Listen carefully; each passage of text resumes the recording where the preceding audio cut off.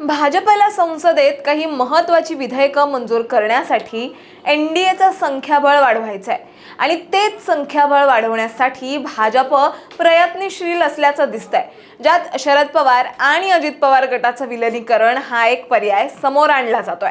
याच पार्श्वभूमीवर राष्ट्रवादी काँग्रेसच्या दोन गटांमधलं विलीनीकरण गेल्या काही आठवड्यांपासून चर्चेत आहे। पण गंमत अशी आहे की या विलीनीकरणाला भाजप पुढाकार घेतोय खरं, पण पक्षाचं नेतृत्व नेमकं कोणाकडे राहणार हा एकच मुद्दा या दोन्ही गटांमधली बोलणी अडवून ठेवतोय असं सूत्रांचं म्हणणं आहे। आता नेमकं काय सुरू आहे सविस्तर जाणून घेऊयात या व्हिडिओच्या माध्यमातून। दरम्यान चॅनलवर नवे आला असाल तर इकडे खाली दिसत असलेल्या सबस्क्राइब बटनवर लगेच क्लिक करा। मुळात विलीनीकरणाची चर्चा का सुरू झाली तर भाजपला संसदेत काही महत्त्वाची विधेयकं मंजूर करण्यासाठी 2/3 बहुमत हवंय आणि त्यासाठी एनडीएची सदस्य संख्या वाढवण्याचा प्रयत्न सुरू आहे। याच पार्श्वभूमीवर परिसीमन आणि महिला आरक्षण विधेयकांसाठी पावसाळी अधिवेशनात 360 जागांचा टप्पा गाठण्याचा एनडीएचा प्रयत्न आहे आणि यासाठी अजित पवारांची आणि राष्ट्रवादी काँग्रेस आणि शरद पवारांची राष्ट्रवादी काँग्रेस हे दोन्ही गट एकत्र यावेत असं भाजपला वाटतंय। त्यात भाजप हे दोन्ही गट पुन्हा एकत्र यावेत आणि राष्ट्रवादी एकसंध पक्ष म्हणून एनडीएचा भाग व्हावा यासाठी उत्सुक असल्याचं वृत्त आहे। मुख्यमंत्री देवेंद्र फडणवीस यांच्या शासकीय निवासस्थानी दोन्ही गटांच्या नेत्यांची रात्री उशिरा बैठक झाल्यानंतर या चर्चांना अधिकच वेग आला।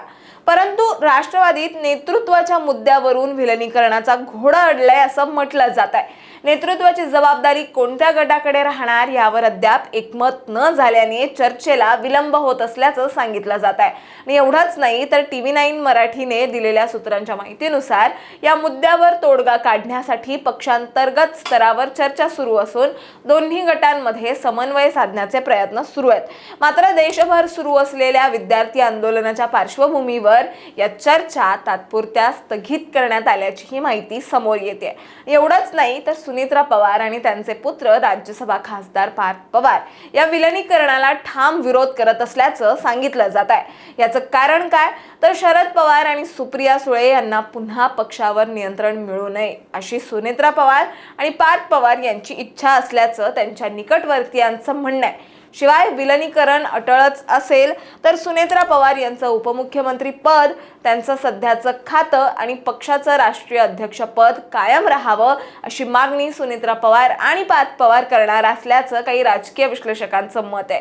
तिथे महत्त्वाचं म्हणजे विलीनीकरणाच्या मुद्द्यासोबतच पक्षातली अंतर्गत नाराजीही समोर येते। आपल्या निकटवर्तीयांची टीम तयार करून अजित पवारांसोबत काम केलेल्या ज्येष्ठ नेत्यांना बाजूला सारण्याचा पार्थ पवार यांचा प्रयत्न आमदारांमध्ये अस्वस्थता निर्माण करत असल्याचं म्हटलं जात आहे। मात्र यावर पक्षाचे उपाध्यक्ष उदयकुमार आहेर यांनी सुनेत्रा पवार यांना 3 पाणीपत्र लिहून पार्थ पवार यांची बाजू मांडली असून पार्थ पवार यांच्यावर राजकीय अपरिपक्वतेचा आरोप करणाऱ्यांना आहेर यांनी सुनावलंय। दुसरीकडे हे विलीनीकरण प्रलंबित असतानाच देशभर सुरू असलेल्या नीट पेपर फुटी प्रकरणावरून विद्यार्थी आंदोलनामुळे पक्षांतर्गत चर्चा तात्पुरत्या थांबवण्यात आल्याचंही सूत्रांचं म्हणणं आहे। एकंदरीतच चित्र असं आहे की भाजपला संख्याबळ हवंय म्हणून विलीनीकरणाची घाई केली जाते, पण घरातल्या घरातच सत्तेचा वाद असल्यामुळे सुनेत्रा पवार आणि पार्थ पवार हे विलीनीकरण स्वीकारायला तयार नाहीयेत। त्यामुळे तुम्हाला काय वाटतं, सुनेत्रा पवार आणि पार्थ पवार यांचा विरोध मोडून हे विलीनीकरण होईल का की पक्षाचं नेतृत्व त्यांच्याकडे जाईल हे आम्हाला कमेंटमध्ये नक्की सांगा। आणि अशाच माहितीपूर्वक व्हिडिओ बघण्यासाठी लगेचच सबस्क्राइब करा प्राईम टाइम महाराष्ट्रला।